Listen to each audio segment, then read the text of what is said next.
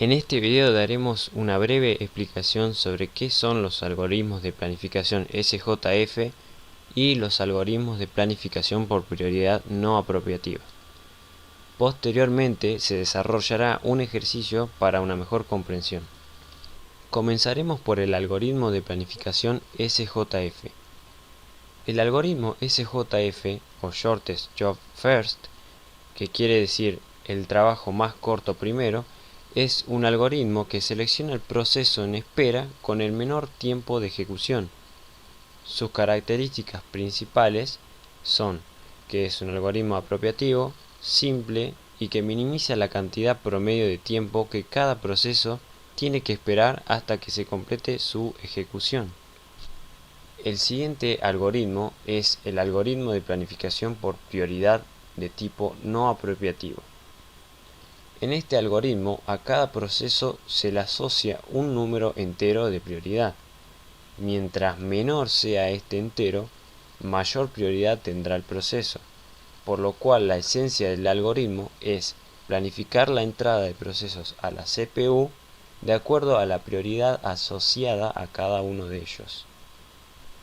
Las características principales son que cada proceso tiene una prioridad asignada, se asigna la CPU al proceso más prioritario, se asume que la mayor prioridad la define el número menor, en caso de empate se aplica el algoritmo FIFO y por último que es un algoritmo no apropiativo.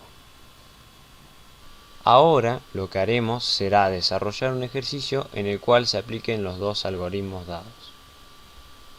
En primer lugar tenemos una tabla en la cual se indican los nombres de cada uno de los procesos, el tiempo de llegada, la duración de ráfaga de CPU y la prioridad de cada uno de ellos. Como primer inciso, se nos pide dibujar el diagrama de Gantt que ilustre la ejecución de estos procesos empleando la planificación SJF y la planificación por prioridad no apropiativa. Como segundo inciso, debemos calcular el tiempo de retorno para cada proceso. En el inciso C debemos calcular el tiempo de espera para cada proceso también. Y como último inciso se nos pide comparar el tiempo de espera promedio de cada uno de los algoritmos planteados. Para comenzar a desarrollar el ejercicio empezaremos aplicando el algoritmo SJF. Vamos a considerar el siguiente gráfico, el cual refleja los datos que tenemos en la tabla de arriba. En primer lugar, tenemos que el proceso 2 llega en el instante de tiempo 1 y se ejecuta hasta el instante de tiempo 8.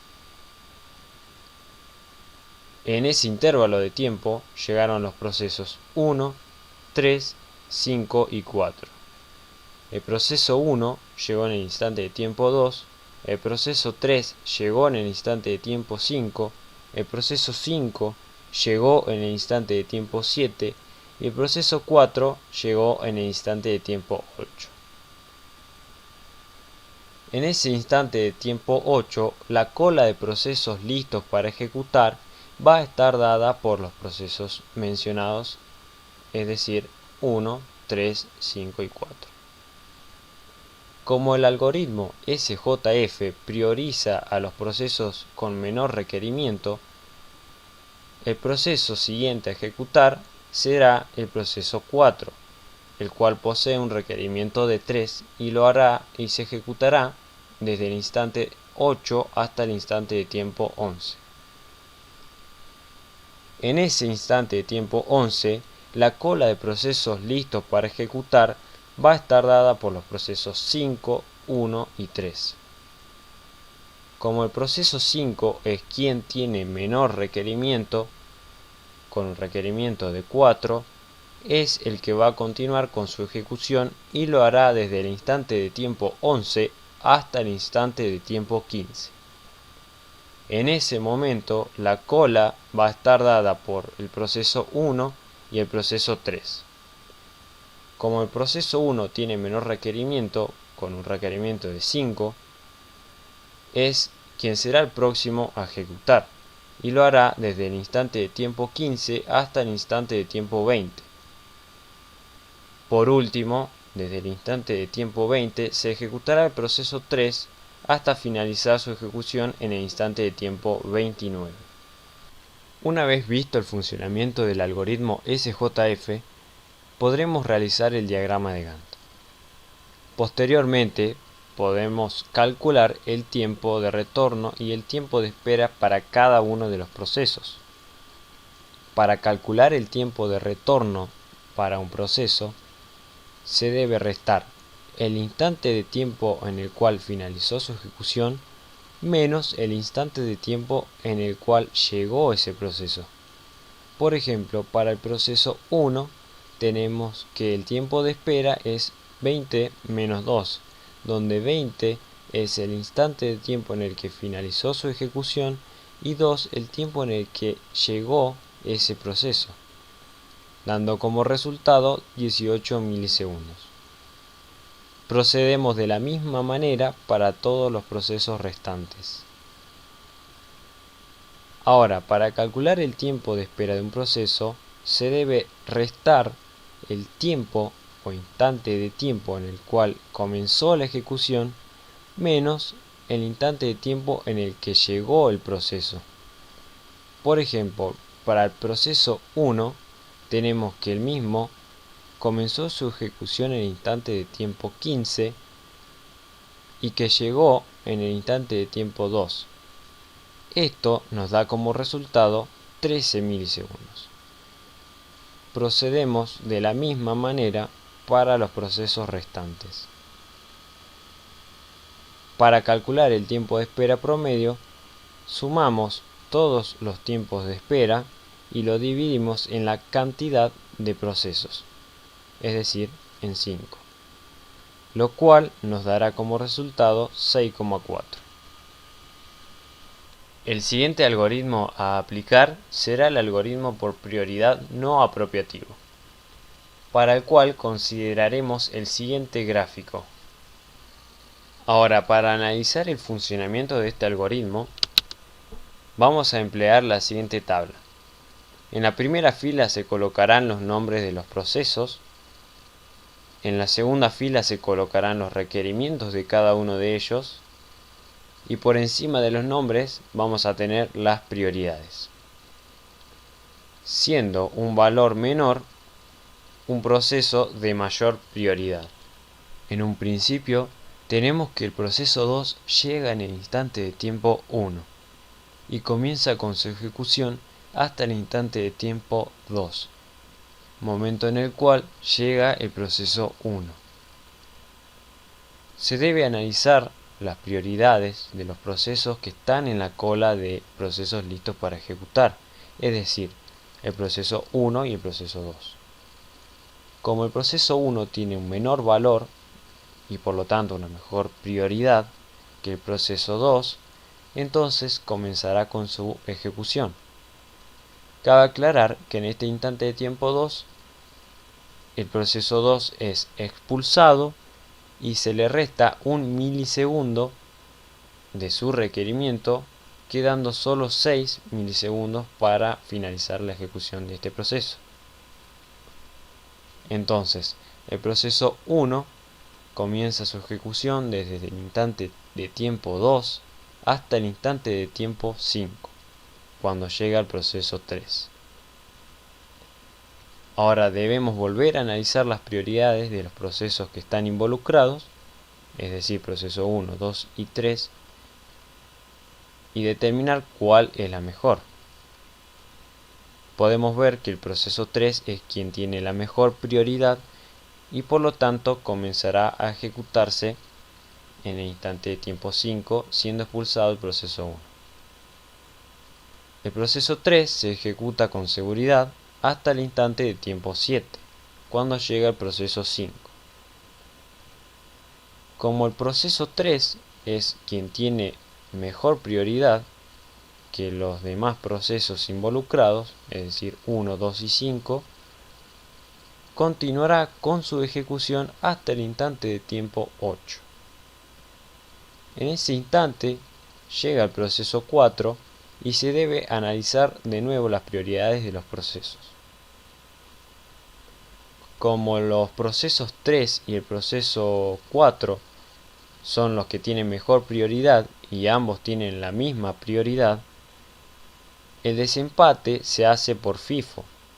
Por lo tanto, el proceso 3 es quien continúa su ejecución hasta el instante 14 cuando finaliza la misma. En ese instante 14 se analizan las prioridades de los procesos restantes, es decir, 4, 5, 1 y 2, y se debe determinar la mejor prioridad. Como la mejor prioridad la tiene el proceso 4, entonces comienza su ejecución hasta el instante de tiempo 17 cuando la finaliza. En ese instante de tiempo 17 comienza su ejecución el proceso 5, ya que es quien tiene la mejor prioridad entre el proceso 5, 1 y 2. Lo hace con seguridad hasta el instante de tiempo 21, cuando solamente tenemos involucrados a los procesos 1 y 2. Como el proceso 1 tiene mejor prioridad, entonces continúa y ejecuta los 2 milisegundos que le quedaban restantes hasta el instante de tiempo 23, cuando por último lugar el proceso 2 finaliza su ejecución en el instante de tiempo 29. Una vez analizado el funcionamiento del algoritmo de planificación por prioridad no apropiativo, procedemos a realizar el dibujo del diagrama de Gantt. Posteriormente, podremos calcular los tiempos de retorno para cada proceso, al igual que los tiempos de espera. Para calcular el tiempo de retorno de un proceso, realizamos la diferencia entre el instante de tiempo en el cual finalizó la ejecución de ese proceso menos el tiempo en el que el mismo proceso llegó. Por ejemplo, para el proceso 1 hacemos 23 menos 2, donde 23 es el instante de tiempo en el cual el proceso 1 finalizó su ejecución, menos 2, que es el instante de tiempo en el cual el proceso 1 llegó, obteniendo como resultado 21 milisegundos. Ahora, para calcular el tiempo de espera de un proceso, por ejemplo, para el proceso 1, hacemos en primera instancia 2 menos 2, donde 2 es el instante de tiempo en el cual el proceso 1 comenzó su ejecución, menos 2, donde este 2 es el instante de tiempo en el cual el proceso 1 llegó. A esto le sumamos 21 menos 5, que es 21 es el instante de tiempo donde el proceso 1 comenzó su segunda instancia de ejecución, menos 5, que 5 es el valor máximo al cual llegó en la primera instancia de ejecución ese proceso, obteniendo como resultado final 16. Procedemos de la misma manera para los demás procesos.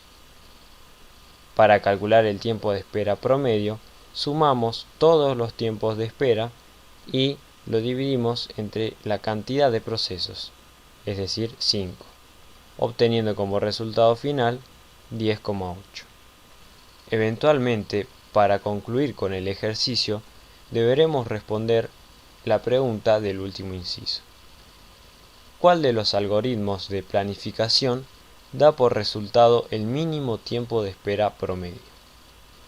Para esto, tenemos que el tiempo de espera promedio para el algoritmo SJF es de 6,4 y el tiempo de espera promedio para el algoritmo por prioridad no apropiativo es de 10,8. Por lo tanto, el mínimo tiempo de espera promedio entre ambos algoritmos es el del algoritmo SJF con 6,4 milisegundos.